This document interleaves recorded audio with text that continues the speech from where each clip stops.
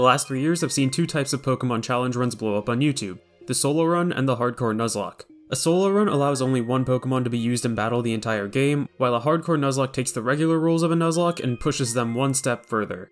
Items can't be used during a battle, set mode needs to be turned on, and the levels of the player's Pokemon can't be greater than the upcoming gym leader's highest level Pokemon. In this video, I'm going to combine these two challenges and find out if it's humanly possible to beat a hardcore Nuzlocke with only one Pokemon. By humanly possible, I mean not needing luck that would take more than a month for one person to achieve. Taking into account the type specializations of gym leaders and Elite Four members along with TM availability, I determined that playing either Heart Gold or Soul Silver gives me the best chance to win. I'm gonna warn you in advance that there's a little bit of hacking involved to make some of this possible, but you should still be able to replicate this run on a regular DS. With all that said, it's time to start the challenge. I name my character GG7, then walk to the lab to obtain my one Pokemon. While I'll be choosing a starter, I think any Pokemon available before the first gym leader is fair game, if you wanted to attempt this challenge yourself. It's almost humanly impossible for Chikorita to defeat the first two gym leaders, Faulkner and Bugsy, who have flying and bug types respectively. While Cyndaquil is the best choice for the first few gyms, it doesn't really stand a chance against the 8th gym leader or the champion, who both have dragon types. That leaves Totodile, which I named Crocodile. Kind of. I leave New Bark Town to go through Route 29 and defeat a Pidgey, awarding Totodile 1 Speed EV. A Wild Sentret follows, awarding 1 Attack EV. These two Pokemon are great for EV training early in the game if you need to do that.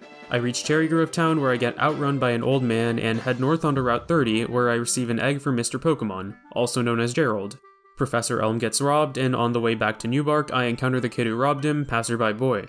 I've leveled up enough to deal with this Chikorita though, as Totodile now knows Rage. Rage is a 20 base power move that raises the user's attack if it is hit after using the move. This also carries over to the following turn if the Pokemon that used Rage is slower. Anyways, Boy is pinned. If Chikorita uses Tackle, Totodile's attack goes up. If it uses Growl, Totodile gets free damage. Win-win. The nickname theme is butchering names, I guess. I don't think this is the British spelling either, I have no idea where I was going with this. After getting through the trainers on Route 30, I reach Violet City, but I can't battle the gym until I explore Sprout Tower. There are several sages here, and together they have a combined 12 Bellsprout and 1 Hoot Hoot. Each Bellsprout awards 1 attack EV. I greedily battle every single sage, including the ones that aren't mandatory, to try to accumulate as much attack as possible. This ends up backfiring as Totodile crosses the level cap just before I can face the gym leader. Nothing really changes during the start of attempt 2, except that my rival gets the incredibly creative name of Mean. I make sure not to overlevel this time and enter the gym to battle Faulkner. He has a Pidgey and Pidgeotto, with the latter being the larger threat. Pidgey can also be a problem though, since it has the move Sand Attack, which lowers accuracy. I can ramble on about all the possible scenarios here, but in simple terms, Tackle good, Sand Attack bad. Totodile uses Bite to try to flinch Pidgey and stop it from using any move at all. It breaks through, but fortunately uses Tackle. One more Bite knocks it out, but Rage would have been the better option since the following Pidgeotto's attack would have activated Rage's effect and raised Totodile's attack. With the lack of power, Totodile can't keep up with Pidgeotto's attacking and healing with the moves Gust and Roost, respectively. Gust picks up a critical hit, and this attempt ends as well. Speaking of critical hits, they deal double damage this generation and occur 1/16 of the time. Since I have just one Pokemon, crits are literal run killers, so I'm gonna want to keep battles as short as possible. Attempt 3. It's highly unlikely I'll be able to EV train much at all during the run, as you saw how easily Totodile was leveling up during the first couple attempts. This means I'm gonna need it to have good IVs, or at least a good nature. I reset until Totodile has an attack or speed boosting nature. This nature ends up being Adamant, which raises attack and lowers special attack. I also named it Steve. Against Faulkner, I click Rage on the first turn as Pidgey uses Tackle, raising Totodile's attack, and spelling its own doom the following turn. I made a mistake by not using Leer on the first turn against Pidgeotto, which would have allowed Totodile to 2-hit KO it with Bite. Instead, I have to get lucky, only winning due to Pidgeotto not using Roost on a vital turn. I changed the date of the game to a Thursday so I can speak to Arthur of Thursday west of Violet City. He gives me a Hardstone, which boosts the power of Rock-type moves by 20%. In the Ruins of Elf, I use an escape rope at the back of the room, which opens the door to another room, housing 4 items. One of these is an Oranberry, which I could have given to Totodile to help me during the previous gym battle. Our clan engraved words in this place. I guess that's just the unknown way of saying Law, XD, we were here. Route 32 has no mandatory trainers, so I reach Union Cave pretty quickly, where I obtain the TM for Rock Tomb. It's still only 80% accurate, but it'll be pretty useful against Bugsy and his Scyther. I reach Azalea Town and bring an old guy out of his house only for him to break his back falling down a well. After stopping Team Rocket from cutting off Slowpoke tails, which are supposedly tasty, weird detail, I can head over to the gym. Bugsy's Scyther has 4 moves, U-turn, Quick Attack, Leer, and Focus Energy, and basically has an equal chance to use any one of them on the first turn since it doesn't see a KO. As long as it never clicks U-turn, I should win. With the Heartstone, Totodile can knock Scyther out with just 2 Rock Tombs, even through its Citrus Berry. Sounds favorable, right? There's just one problem. Totodile's speed stat is only 25, while Scyther's is 42. Even after 1 Rock Tomb, which lowers speed by 1 stage, Scyther will be faster, meaning it will always get 2 moves off. Scyther uses Leer, and Rock Tomb lands to deal about 70%. The next turn, Scyther uses U-turn, basically ending this attempt. Looks like I'm gonna need a faster Totodile. I probably wasn't staying under the next level cap of 19 either, so I gotta figure out that situation as well. The next few attempts just involved roughly scouting what stats I needed Totodile to have at different points in the game, and how to stay under the level caps. So a lot of resetting and retesting after every loss. Anyways, I eventually find my most promising formula for success. This involves starting with a Totodile with the highest possible attack, aka 30 or 31 IVs in attack along with an attack boosting nature, excluding Brave because that drops speed. This can be confirmed if Totodile has an attack stat of 14 upon acquisition. It also needs to have at least 23 IVs in speed, though there's a different reason for this not related to Bugsy's Scyther. You have almost a 50% chance of it being true if the speed stat is 10. The chances of resetting for a Totodile with all of these qualities is about 1 in 550. Significantly better than shiny odds. I used Google's random number generator to determine a nature, which ended up being naughty. I randomized the IVs and changed the attack IV to 31 and the speed IV to 28. To solve the level cap problem, I plan to hack in a Sentret holding an EXP share a little while after the first gym. This will help stay under the caps by transferring 50% of EXP gain to another Pokemon. I won't need this until the second gym though. If you want to do this on a regular DS, you can trade in an EXP share from another Gen 4 game. It's a normal held item until Generation 6, and you can trade in Heart Gold and Soul Silver before even getting to the first gym. I should also probably mention that I've switched from Soul Silver to Heart Gold. I made this change because level 2 Spinarak spawned into high rate on Route 30, making EV training and attack a lot easier, if necessary. A side effect of the hacking was getting another Totodile, I guess. I only end up battling 4 Pidgeys for 4 speed EVs on the way to Mr. Pokemon's house, which was not even necessary. I used the escape route before battling Faulkner this time, grab the Oran Berry, and give it to Totodile. The first gym battle starts off great, with Rage landing a critical hit and Pidgey using Tackle. The attack boost allows me to click Rage again, picking up the KO. Victory is all but secured as Pidgeotto increases Totodile's attack again. 2 bites knock Pidgeotto out, and that's a clean first badge. I take Sentret out of the box since I'm gonna need to be careful with EXP from now on. I want to use the EXP share as little as possible, so I can't just abuse it to gain more EVs than I normally would be able to. This leads to 4 rules. 1. Only mandatory trainers should be battled. 2. The EXP share should only be turned on when absolutely necessary. 3. EV training on wild Pokemon is only allowed if the EXP share was never turned on between 2 gym leaders. 4. If Totodile ends up under the level cap because of my miscalculation of when to turn on the EXP share, then it's stuck there. No more rules, I promise. The next part of this video is going to be a cash grab. Literally. I find a Rattata and teach it Rock Smash, then break the rocks in the ruins of Alp to obtain random treasures such as fossils, revives, and shards. They reset when you leave and come back to the area, so I can gain an infinite amount of these items, and therefore, since they all can be sold, an infinite amount of money. I sell them at the mart, then head back to New Bark Town to give my mother cash. After you've deposited a certain amount of money, she will buy an item with some of that money and give it to you via a delivery man in a Pokemart. These items consist of damage-reducing berries along with 9 one-time items. These 9 items are a Repel, Silk Scarf, 2 Super Potions, Hyper Potion, Muscle Band, Moonstone, Focus Sash, and Choice Scarf. Not necessarily given in that order. Every 10,000 you deposit, you will gain one of these items. So to guarantee all 9 items, I'll need to deposit $90,000. I want the Choice Scarf, which will help me with the battle against Bugsy since it'll let Totodile outspeed Scyther after 1 Rock Tomb.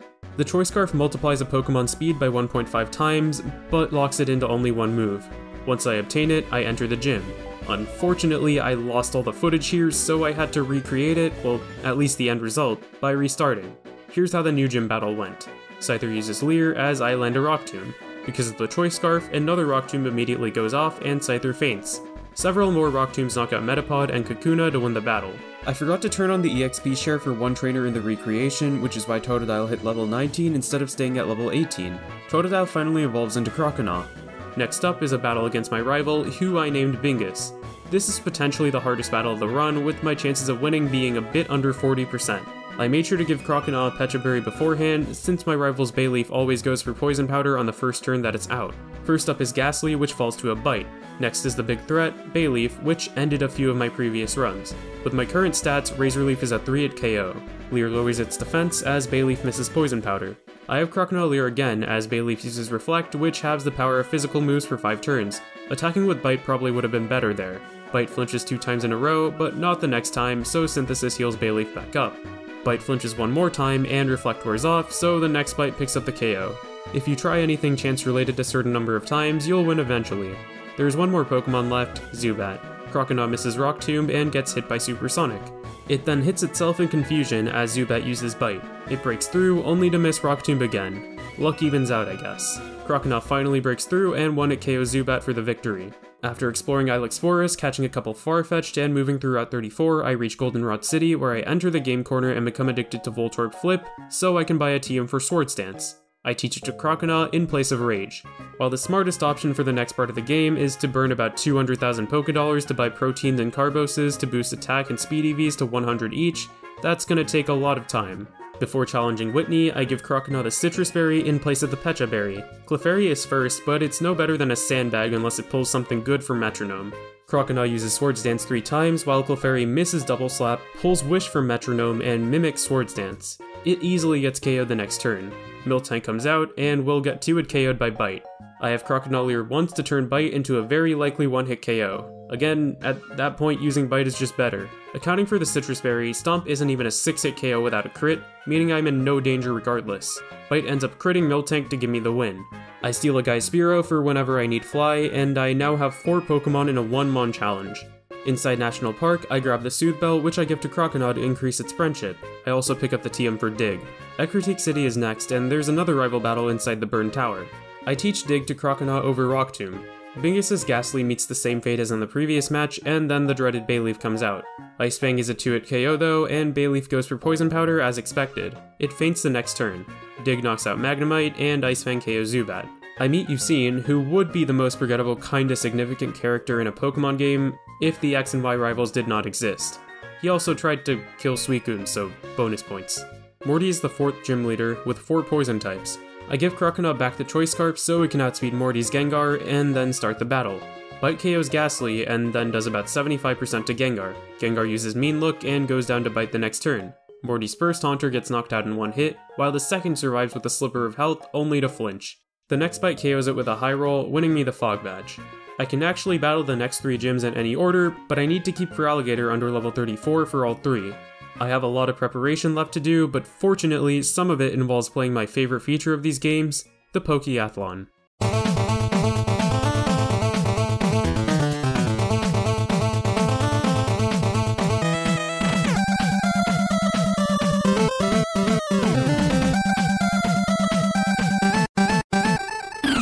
I buy several nuggets using my accumulated points and go to Goldenrod City to sell them. You can only buy 1 every Friday, so a lot of date changing was involved. I used the earnings to purchase Carboses to raise Croconaw's speed. As I said before, I should have done this way earlier, just after defeating Whitney. Now I've just wasted precious potential EVs. On the top floor of the department store, I pick up the TM for return.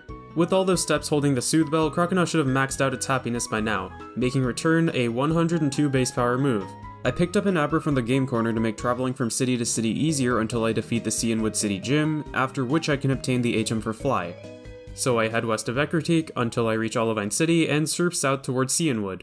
Unfortunately, once I've battled all mandatory trainers in the gym, Croconaw is level 29, just 1 short of evolving. So I go back to Ecruteak City and head east this time to reach Mahogany Town, and then north to reach the Lake of Rage. I get a little bit of a scare as I realize that Croconaw is too slow to always run from the red Gyarados, but I get away safely the next turn. I enter Team Rocket's base and battle a few grunts in order for Croconaw to evolve. Once I've turned off the alarm system, I go back to Olivine City. Since I'm already here, I might as well challenge this city's gym leader, Jasmine. I give Feraligatr a Citrus Berry and begin the battle. Dig KOs both of her Magnemites, and out comes her ace, Steelix. Its strongest move to hit Feraligatr is the not very effective Iron Tail, so I set up a Swords Dance. Dig doesn't even deal 50%, so I need to set up another Swords Dance. Iron Tail along with Sandstorm Chip activates, so Feraligatr eats its Citrus Berry. Dig KO Steelix to win me my 5th badge. I know Suicune is sitting at the very north of Cianwood, but you never actually have to find it, and if you do, you have to battle Ucine. who has an Electrode. No chance I'm trying that. Anyways, I make sure to give Feraligatr a Lumberry, and it's Chuck time. Fun fact, Chuck's ancestor in Pokemon Legends Arceus is Kleavor. He leads off with Primeape. Those vitamins came in handy, as Feraligatr is somehow faster, using Swords Dance while Primeape uses Double Team. Just one return is enough to pick up the knockout. Chuck's ace is Poliwrath, which isn't threatening at all. The Lumberry can stop both sleep caused by hypnosis and paralysis caused by body slam. It goes for neither and just uses Focus Punch, which doesn't do anything because I used an attacking move. Return. A second return gets me the Storm Badge and the Fly HM. Chuck's wife fat shames her husband. Back at Mahogany Town, I clear out the Rocket hideout with ease due to being relatively overleveled. Also because Lance's Dragonite is broken. After rescuing a few Electrodes by KOing them, which they usually do themselves, I enter the gym. Like the last 4 gym leaders, Price is relatively straightforward. Set up on turn 1 and Knockout Seal on turn 2. Piloswine is a bit bulkier as it lives Return. However, it misses Mud Bomb. Return actually misses on the next turn because of Piloswine's Snow Cloak ability, which boosts evasion and hail. Crunch KOs at the next turn anyways. Price's last Pokemon is Dugong, which goes down to just 1 return. With the Glacier Badge in hand, there's only 1 more gym to go, but first I have to fly back to Goldenrod City to infiltrate Team Rocket. There's something funny about someone named Bingus saying literally anything. At the top of Radio Tower is Team Rocket's Master of Disguise, Petrel. This battle is one of the most dangerous in the game. Every one of Petrel's Pokemon is a Coughing or Wheezing, which have the moves Tackle, Sludge, Smokescreen, and Self-Destruct. I made sure to give Feraligatr a Pecha Berry because of Sludge's chance to poison. Self-Destruct is broken in Generation 4 and before, having the opponent's defense before calculating damage, so it's basically a 400 base power move. This means I need to KO them as quickly as possible. I use Return to deal 90%, and unfortunately get Smokescreen rather than Sludged or Tackled. I thought that would have picked up the KO in the moment, so setting up with Swords Dance would have been better. I don't make the same mistake the next turn, and Coughing deals about 40% with Self-Destruct. Not looking good. Weezing gets KO'd by Return and Crunch, but not before getting off another Smokescreen, meaning Feraligatr's attacks are only 60% accurate. Return lands to KO the next Coughing, leaving Petrel with just 3 more. Return finally misses, and Coughing gets off a Sludge. Doesn't happen the next turn though. The next Coughing meets the same fate, leaving just 1 more. Return misses. Smokescreen. Return misses. Smokescreen. Return doesn't miss, we're good. 3 more Rocket admins to go. Bingus comes first though. I set up on Golbat as it uses Air Cutter. Return knocks it out. Return does 90% to Meganium as it sets up a Reflect. Another one KOs it. Magnemite falls to Dig, Haunter feints to Crunch, and Sneasel gets knocked out by Return.